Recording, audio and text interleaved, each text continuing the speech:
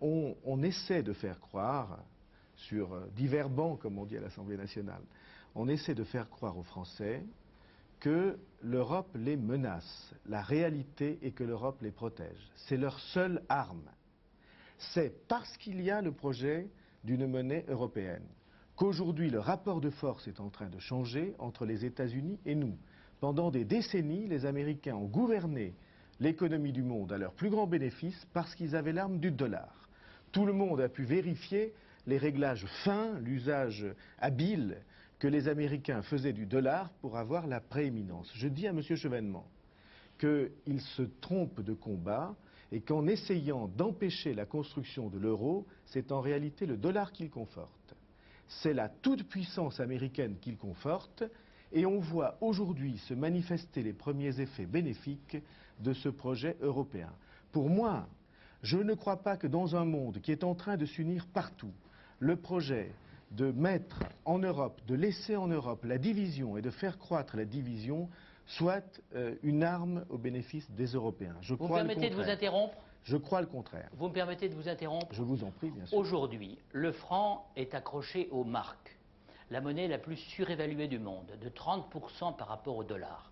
Cela pénalise nos exportations, favorise les délocalisations et les importations. Monsieur Chevènement, il y a toujours mais laissez-moi aller jusqu'au bout. Bah. L'euro sera l'absorption du franc par le marque.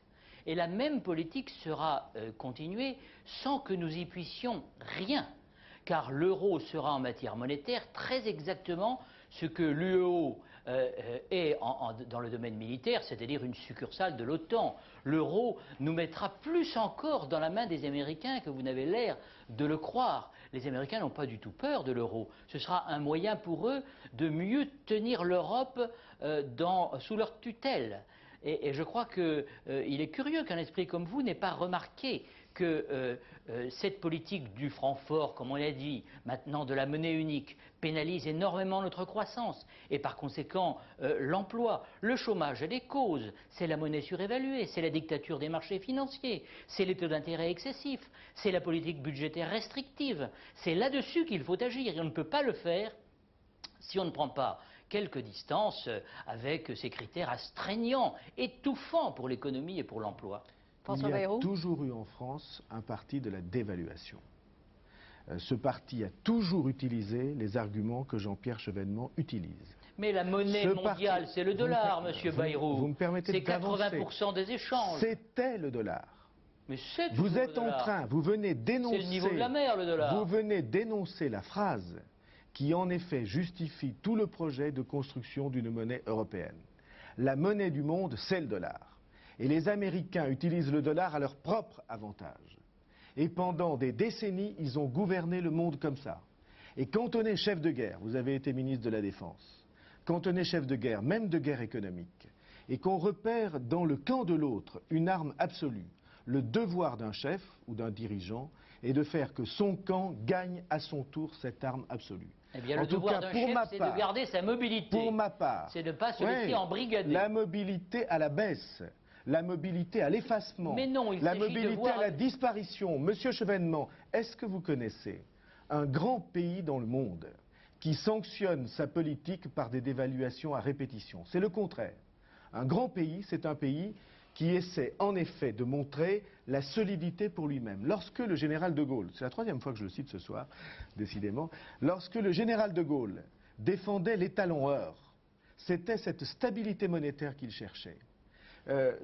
Puis-je vous citer deux exemples? Les vendeurs d'appareils aéronautiques, des hélicoptères ou des avions, de moteurs d'hélicoptères ou au contraire d'avions, ce sont des gens qui savent que les fluctuations monétaires perpétuelles, et en effet la surévaluation du dollar, se retournent perpétuellement contre eux. Les éleveurs français, peut-être en connaissez-vous, en tout cas moi j'en connais beaucoup, les éleveurs français avaient l'habitude de vendre à l'Italie ce qu'on appelle des broutards, c'est-à-dire des veaux à l'herbage.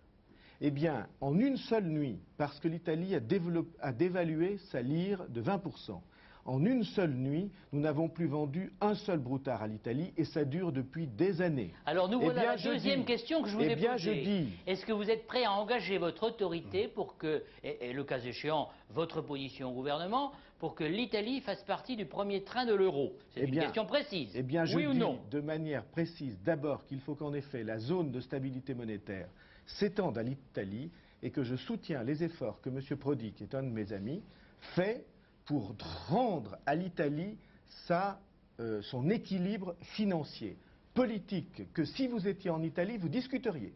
Oui, mais Parce que Monsieur Prodi, ce sont des, si vous ce sont étiez des en vœux Italie, pieux, ça. si vous étiez en vous Italie, n'avez pas répondu à ma Monsieur question. Chevènement, attendez parce que c'est intéressant. Le chevènement italien. Tout ce que vous dites est intéressant. Hein, Le mais vos chevènement- broutards, vous non, aurez mais autant de peine à les vendre demain qu'hier. Je vous ai laissé finir votre phrase et je ne voudrais pas vous embêter, mais j'ai l'intention de finir la mienne. Donc, le chevènement italien, s'il existe, il est en train de faire procès à Romano Prodi, le doigt tendu comme ça, en position d'accusateur, en disant « Monsieur Prodi, vous êtes en train de plier l'Italie aux critères de Maastricht », comme vous dites. Vous voyez que j'adopte même votre prononciation. Aux critères de Maastricht, vous êtes en train de plier l'Italie aux exigences européennes, vous êtes en train d'empêcher l'Italie d'avoir sa mobilité. Je dis, moi, qui suis un esprit cohérent, Alors oui que ou non, est-ce que l'Italie doit être dans que l'euro? je souhaite que Dans le l'Italie premier train. soit dans l'euro et que je crois Vous qu'elle le y souhaitez? sera. Je le Êtes-vous prêt à souhaite vous y engager? et je crois qu'elle y sera. Je crois que l'Italie est en train de faire Non, mais des ce efforts sont des actes considérables de foi maintenant. pour modérer sa dépense publique. Ma conviction est que l'Italie sera dans l'euro. J'en serai heureux et je le soutiendrai.